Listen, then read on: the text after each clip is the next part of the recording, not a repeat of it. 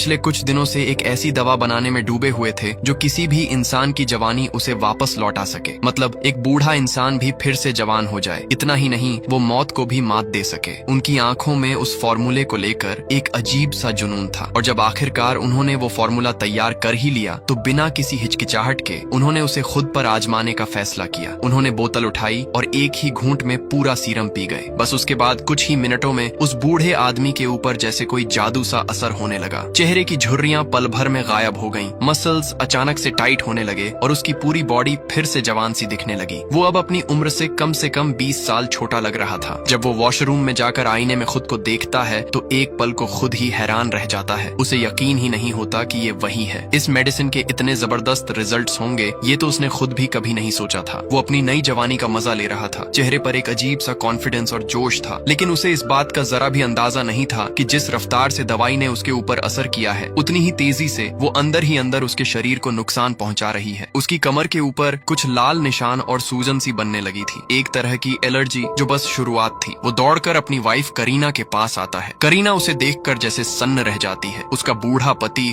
अब एकदम जवान लड़के जैसा दिख रहा था। वो सिर्फ बाहर से नहीं अंदर से भी मानो फिर से 20 साल का हो गया था, उत्साह और ऊर्जा से भरा हुआ। करीना की हैरानी कम नहीं होती। वो बार बार पूछती है कि ये सब हुआ कैसे। तब विक्टर उसे अपने फॉर्मूले के बारे में बताता है। वो गर्व से कहता है, इस मेडिसिन को पीने के बाद मैं अंदर से बिल्कुल पावरफुल महसूस कर रहा हूँ। मैंने जो चीज बना दी है उस पर यकीन करना मुश्किल है। ये दुनिया बदल देगी करीना। लोग इसे पाने के लिए पागल हो जाएंगे। बड़ी बड़ी फार्मास्यूटिकल कंपनियां हमसे ये फॉर्मूला खरीदने के लिए लाइन लगा देंगी और हम अमीर बन जाएंगे। फिलहाल वो इस बात से बिल्कुल बेखबर था कि जिस सीरम को उसने अपनी सबसे बड़ी उपलब्धि समझा था वही अब उसका सबसे बड़ा दर्द बन चुका था। उसकी कमर पर बना छोटा सा जख्म अब फैलने लगा था, जैसे अंदर से कुछ सड़ रहा हो। दूसरी ओर नाज अपने डैड के घर पहुंच जाती है। वहां पहुंचते ही उनका स्वागत करने खुद करीना बाहर आई, मगर नाज ने उसकी तरफ देखा तक नहीं। घर का माहौल भारी और अजीब सा लग रहा था। करीना के चेहरे पर भी बेचैनी साफ झलक रही थी। तभी नाज का बेटा रेहान प्यार से आगे बढ़कर करीना से मिलता है, पर नाज तुरंत उसे पीछे खींच लेती है और साफ साफ चेतावनी देती है कि उस औरत से किसी भी तरह का रिश्ता या संपर्क ना रखे। नाज फिर बिना कुछ बोले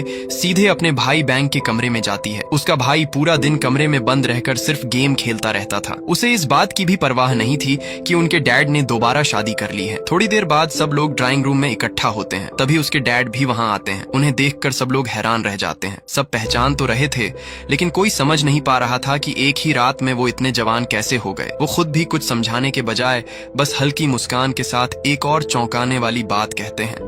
उन्होंने अब अपनी कंपनी बेचने का फैसला वापस ले लिया है। ये सुनते ही सबके चेहरे उतर जाते हैं। हर कोई तो कंपनी बेचकर अमीर बनने के सपने देख रहा था। नाज का भाई तो गुस्से में रूम से निकल जाता है। विक्टर सबको शांत करते हुए कहते हैं, मेरा फैसला गलत नहीं है। अभी कंपनी घाटे में जरूर है, लेकिन जो मैंने बनाया है वो इस कंपनी को दुनिया की सबसे प्रॉफिटेबल कंपनी बना देगा। इतना कहकर वो टेबल से एक शीशी उठाते हैं, सीरम ऑफ मोर्टेलिटी। वो गर्व से कहते हैं, ये सीरम किसी को जवान बना सकता है और किसी को मौत से भी बचा सकता है। ये सुनकर रूम में बैठे हुए सभी लोग खामोश हो जाते हैं। करीना विक्टर की तरफ देखकर गुस्से में कहती है, तुमने तो मुझसे वादा किया था कि तुम रिटायर हो जाओगे और हम बाकी जिंदगी सुकून से बिताएंगे। आखिर अब ये सब क्यों? विक्टर मुस्कुराते हुए कहता है, अरे करीना, मैं अब फिर से जवान हो गया हूँ। अब तो मैं काम भी करूंगा, पैसा भी कमाऊंगा और जिंदगी भी एंजॉय करूंगा। तुम बस टेंशन मत लो। करीना उसकी बात सुनकर कुछ पल के लिए चुप रहती है, लेकिन तभी नाज का सब्र टूट जाता है। वो गुस्से में करीना पर चीख पड़ती है, तुमने हमारी पूरी जिंदगी बर्बाद कर दी, अब और क्या चाहती हो तुम? और फिर दोनों के बीच की बहस लग जाती है। इस बहस के बीच किसी को एहसास भी नहीं होता कि विक्टर के साथ कुछ बेहद अजीब हो रहा है। उसका चेहरा पसीने में भीग गया और कुछ ही सेकंड में उसका पूरा शरीर कांपने लगा। उसके चेहरे पर दर्द साफ झलक रहा था। गर्दन और कमर पर जो पुराने जख्म थे वे अब गहरे सुराखों में बदलने लगते हैं। करीना घबरा जाती है और उसके पास दौड़कर पहुंचती है, लेकिन तब तक बहुत देर हो चुकी होती है और अचानक वह खून की उल्टी करने लगता है। कुछ ही पल बाद उसका पूरा शरीर ढीला पड़ जाता है। वो करीना की गोद में ही दम तोड़ देता है, जिससे पूरे घर पर उदासी छा गई। लेकिन कुछ समय बाद विक्टर दोबारा से जिंदा होकर खड़ा हो गया, पर अब वो इंसान नहीं रहा, बल्कि अब बन चुका था एक खूंखार ज़ॉम्बी। उसकी आंखें बिल्कुल काली पड़ चुकी थीं। सभी लोग कंफ्यूज और डरे हुए थे कि आखिर विक्टर को हो क्या गया। वो लोग डर के मारे चिल्लाने लगते हैं। शोर की आवाज सुनकर उनका सर्वेंट भी यहाँ पर आ जाता है। विक्टर अचानक उस सर्वेंट सर्वेंट के ऊपर हमला करके उसका गर्दन नोच लेता है, जिससे सर्वेंट वहीं मर जाता है। इसके बाद विक्टर ने उस इन्वेस्टर पर हमला कर दिया जो अभी अभी विक्टर से बिजनेस डील करने आया था। वो आदमी अपने आप को हमले से तो बचा लेता है, लेकिन विक्टर के मुंह का सारा खून इस आदमी के ऊपर गिर जाता है। तभी बैंग अपना बो एंड एरो लेकर आता है जिससे वो खेल रहा था। वो तुरंत उस इन्वेस्टर को बचाने की कोशिश करता है, लेकिन विक्टर ने उस पर भी हमला कर दिया। पर इसी हमले में बैंग का एरो गलती से चल जाता है, जो सीधे विक्टर के दिमाग में लगता है और वहीं पर जॉम्बी बना विक्टर मर जाता है। दूसरी तरफ इन्वेस्टर जो इनसे डील करने आया था वो भागकर अपनी गाड़ी में बैठ जाता है, जबकि रूट उसे रोकता भी है, लेकिन इन्वेस्टर नहीं रुकता और अपनी कार लेकर वहां से भाग जाता है। इधर बैंक को रिग्रेट होने लग गया क्योंकि उसने अपने ही डैड को मार दिया था। इसी पछतावे से वो भागकर कार में बैठ जाता है और नाज उसे संभालने के लिए उसके पीछे भाग कर आती है। अंदर घर में हम देखते हैं जो सर्वेंट मर गया था अब वो भी दोबारा जिंदा होकर एक जॉम्बी बन गया था। घर में मौजूद सभी लोग उसे देखकर डर जाते हैं। तभी वो जॉम्बी एक दूसरे सर्वेंट पर हमला करके उसे भी काट लेता है। दूसरी तरफ नाज बैंक को हौसला दे रही थी, पर तभी वो उसे कुछ आवाज सुनाई देती है। जब वो पीछे मुड़ती है तो देखती है एक लड़की जो कि जॉम्बी बन चुकी थी, वो दूसरी लड़की के ऊपर हमला कर रही थी। नाज कार से उतरकर उसे देखने के लिए जाती है, लेकिन वो जॉम्बी बनी लड़की उसी के ऊपर हमला करने के लिए बढ़ने लगती है। और जैसे ही वो जॉम्बी नाज के ऊपर हमले करने वाली थी कि तभी बैंग अपनी बहन को बचाने के लिए जॉम्बी के ऊपर अपनी गाड़ी चढ़ा देता है, जिससे उस जॉम्बी की हाफ बॉडी बुरी तरह क्रश हो जाती है, लेकिन इसके बावजूद भी वो जिंदा रहती है। उधर घर में करीना, रूट, उसका बेटा और एक और सर्वेंट बचे थे जो इस घर से भागने की कोशिश कर रहे थे। नाज भी जब अपने बेटे को लेने के लिए घर के अंदर आती है तो देखती है कि घर में कोई भी नहीं था। दूसरी तरफ उस इन्वेस्टर को दिखाया जाता है जो अब पूरी तरह जॉम्बी में बदल गया था। वो अपनी गाड़ी को एक शादी के इवेंट के अंदर मोड़ देता है और फिर गाड़ी से निकलकर यहाँ मौजूद लोगों पर हमला करके अपनी भूख मिटाने लगता है। उसके हमला करने की वजह से एक एक करके कई लोग यहाँ पर जॉम्बी बनते जा रहे थे और फिर उन लोगों के हमला करने से शादी में आए हुए सभी लोग बहुत ही जल्द जॉम्बी बन गए। इधर करीना और रूट जान बचाकर अपनी कार तक पहुंचते ही हैं कि तभी सर्वेंट बना जॉम्बी दोबारा उनके पीछे आ जाता है। करीना नाज के बेटे रेहान को बचाने के लिए उसे पीछे कर देती है और खुद आगे हो जाती है। वो कार के अंदर पड़ा हुआ एक टूल उठाते हुए जॉम्बी के सर में मारती है, पर इससे भी जॉम्बी को कुछ नहीं होता। वो जॉम्बी इस पर हमला करने लिए आगे बढ़ ही रहा था कि इतने में बारिश आ जाती है, जिसकी वजह से ये जॉम्बी कमजोर हो जाता है और मौका पाकर ये लोग वहाँ से भाग जाते हैं। इसी बीच नाज रूट से कांटेक्ट करती है। वो उनसे उनके बारे में पूछती है। वो सब कहते हैं कि हम ठीक हैं। फिर नाज उनसे कहती है कि वो पास में एक सेफ हाउस पर चले जाएं ताकि कुछ देर बाद नाज और बैंग भी उनके पास आ सकें। जल्दी से भागकर ये सब उस घर में पहुंच जाते हैं जिसके बारे में नाज ने इनको बताया था, पर वहां पहुंचकर वो देखते हैं कि ये घर भी चारों तरफ से जॉम्बी से घिर चुका है। बड़ी मुश्किल से करीना, रूट और उसका बेटा तो घर के अंदर आ जाते हैं, पर उनकी सर्वेंट मारी जाती है। दूसरी तरफ नाज और बैंग भी उस घर की तरफ बढ़ रहे थे और चलते चलते वे उस बैंकेट हॉल तक पहुंच जाते हैं जहां पहले ही सभी लोग जॉम्बी बन चुके थे। वो सारे जॉम्बी इनकी गाड़ी की आवाज से अट्रैक्ट हो जाते हैं और इन पर अटैक करने के लिए आगे बढ़ने लगते हैं, लेकिन वो दोनों इन सब को गाड़ी से कुचलते हुए वहां से निकल जाते हैं। दूसरी तरफ वो बच्चा नोटिस करता है कि बाकी जॉम्बीज इनकी तरफ आ रहे थे। वो अपने डैड और करीना को भागने के लिए कहता है। इसके बाद सभी लोग भागकर घर में आ जाते हैं, लेकिन इसी बीच एक जॉम्बी ने रूट के हाथ में काट लिया है, जिसका मतलब था कि अब बहुत ही जल्द रूट भी जॉम्बी बन जाएगा। अपने जॉम्बी बनने से पहले वो अपने बेटे को गले लगाता है और कहता है कि तुम अपनी मॉम का ख्याल रखना। बस ये कहते ही उसकी बॉडी भी चेंज होने लगती है, आंखें भयानक हो जाती। अब वो पूरी तरह जॉम्बी बनकर अपने ही बेटे के ऊपर हमला कर देता है। करीना बच्चे को बचने के लिए रूट को धक्का देती है, जिससे रूम में लगे हुए एक रॉड रूट के अंदर घुस जाता है और वह वहीं पर फंस जाता है। करीना मौका पाकर दरवाजा बंद करती है और यहाँ से भाग जाती है। दूसरी तरफ जब नाज और बैंग गाड़ी से जॉम्बीज को मारते हुए आगे बढ़ रहे थे, तभी अचानक उनकी गाड़ी खराब हो जाती है। अब इनके पास कोई और रास्ता नहीं बचता, इसलिए दोनों को पैदल ही बाकी जॉम्बीज से बचकर निकलना पड़ता है। कुछ देर सोचने के बाद ये लोग तय करते हैं कि अब उन्हें पुलिस स्टेशन जाना चाहिए, शायद वहाँ कोई मदद मिल जाए। जब वो पुलिस स्टेशन पहुँचते हैं और अंदर के ऑफिसर्स को पूरी घटना बताते हैं,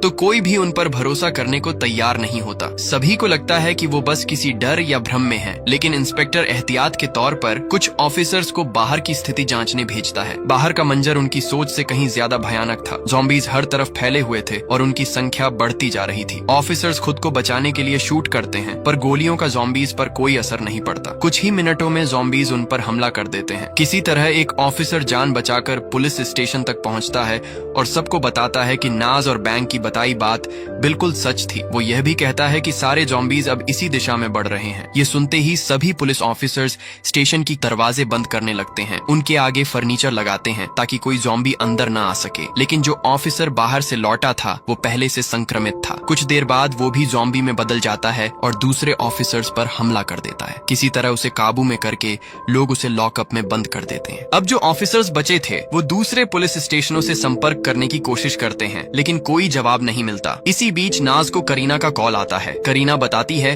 कि उसके साथ के सभी लोग जॉम्बी बन चुके हैं, सिर्फ वो और रेहान ही जिंदा हैं। नाज उसे हिम्मत रखने को कहती है और अपने बेटे का ख्याल रखने की जिम्मेदारी उसे सौंपती है। उधर पुलिस स्टेशन की छत पर खड़े ऑफिसर्स देखते हैं कि बाहर जॉम्बीज ने पूरा शहर तबाह कर दिया है। वो नाज और बाकी बचे लोगों से कहते हैं कि अब सबको मिलकर लड़ना होगा। सभी तैयारी करते हैं, बुलेट प्रूफ जैकेट, मास्क पहनते हैं, हथियार उठाते हैं और बाहर निकल आते हैं। बाहर आते ही वो शोर मचाकर जॉम्बीज को एक जगह इकट्ठा करते हैं और उन पर गोलियां बरसाने लगते हैं। कुछ देर तक हालात काबू में रहते हैं, लेकिन फिर गोलियों की आवाज से एक और जॉम्बीज का झुंड वहां पहुंच जाता है। सिचुएशन बेकाबू हो जाती है। ऐसा लग रहा था कि अब कोई भी बच नहीं पाएगा। तभी अचानक मौसम बदलता है और बारिश शुरू हो जाती है। बारिश से जॉम्बीज की चाल धीमी पड़ जाती है, उनका शरीर भारी हो जाता है और वो गिरने लगते हैं। इस मौके का फायदा उठाकर नाज, बैंग और बाकी लोग वहां से निकल जाते हैं। इधर जॉम्बी बना रूट किसी तरह खुद को छुड़ा लेता है और गुर्राते हुए घर के पास मौजूद सभी जॉम्बीज को अपनी ओर खींच लेता है। उस घर के अंदर करीना, रेहान और एक लड़की फंसे हुए थे। खतरा बढ़ता जा रहा था, इसलिए करीना उन्हें बचाने के लिए बाहर निकलती है, ये सोचते हुए कि वो लोग बच जाएंगे। पर बाहर तो और भी बहुत सारे जॉम्बीज थे। पर किस्मत अच्छी थी कि इन्हें यहाँ पर एक बाइक मिल गया और ये तीनों उस बाइक से वहाँ से भाग जाते हैं। दूसरी ओर नाज खुद को बचाने के लिए एक ट्रक में छिप जाती है। अंदर बैठी नाज रोने लगती है। उसे लगता है कि अब उसके पास कुछ नहीं बचा। तभी वो देखती है कि करीना और उसका बेटा बाइक पर सवार होकर उनकी तरफ आ रहे हैं। उन्हें देखकर वो खुश हो जाती है, लेकिन उसी वक्त नोटिस करती है कि सैकड़ों जॉम्बीज उनके पीछे दौड़ रहे हैं। सभी जॉम्बीज को रोकने के लिए नाज ट्रक को उनके ऊपर चढ़ा देती है। कई जॉम्बीज मर जाते हैं, लेकिन बहुत से अभी भी जिंदा रहते हैं और ट्रक के चारों तरफ जमा हो जाते हैं। कुछ ही देर में ट्रक की ब्रेक भी फेल हो जाती है और ट्रक अनियंत्रित होकर पुलिस स्टेशन की दीवार से जा टकरा जाता है। सभी लोग किसी तरह ट्रक से बाहर निकलते हैं, लेकिन बैंक की टांग ट्रक के अंदर फंस जाती है। पर वो जानता था कि अब ज्यादा वक्त नहीं बचा है, इसलिए वो करीना और नाज से कहता है कि तुम लोग यहाँ से भाग जाओ। लेकिन नाज उसे अकेला छोड़ने को तैयार नहीं होती। वो भी जॉम्बीज से लड़ती है, लेकिन इस लड़ाई में उसका हाथ जख्मी हो जाता है, जिसका मतलब था कि वह भी जल्दी जॉम्बी में बदल जाएगी। लेकिन अभी तक वो इस बात से अनजान थी। बैंग इन तीनों को स्टेशन से बाहर भेज देता है और खुद अंदर रहकर एक बड़ा धमाका करता है। धमाके में सारे जॉम्बीज मारे जाते हैं, लेकिन बैंग भी अपनी जान गंवा देता है। करीना, नाज और उसका बेटा अब पुलिस स्टेशन से दूर निकल चुके थे। कुछ देर बाद नाज देखती है कि उसका भी हाथ जख्मी हो गया, यानी अब वो भी जॉम्बी में बदल जाएगी। वो अपने बेटे को गले लगाती है, करीना से माफी मांगती है और कहती है अब तुम मेरे बेटे का ख्याल रखना। इतना कहकर वो खुद को गोली मार लेती है। इसके बाद हमें चारों ओर बहुत सारे जले हुए जॉम्बीज को आसपास भटकते हुए दिखाया जाता है। खैर, वक्त गुजरता है। अब करीना उस बच्चे का ध्यान रखती है जैसे वो उसका अपना बेटा हो। फिलहाल के लिए इस जॉम्बी वायरस ने इंसानों की जान छोड़ दी थी, लेकिन हमेशा के लिए नहीं, क्योंकि एक दूसरे मुल्क के अंदर हमें नाज के डैड के पुराने बिजनेस पार्टनर को दिखाया जाता है। उसके पास भी वही दवा की शीशी थी जिससे यह वायरस फैला था। वो उस शीशी को खोलता है और सारा सिरम एक ही बार में पी लेता है। इससे हम ये अंदाजा लगा सकते हैं कि वहाँ पर भी अब जॉम्बी वायरस फैलने वाला है, लेकिन ये किस हद तक फैलेगा ये किसी को नहीं पता। इसी मिस्ट्री के साथ ये मूवी खत्म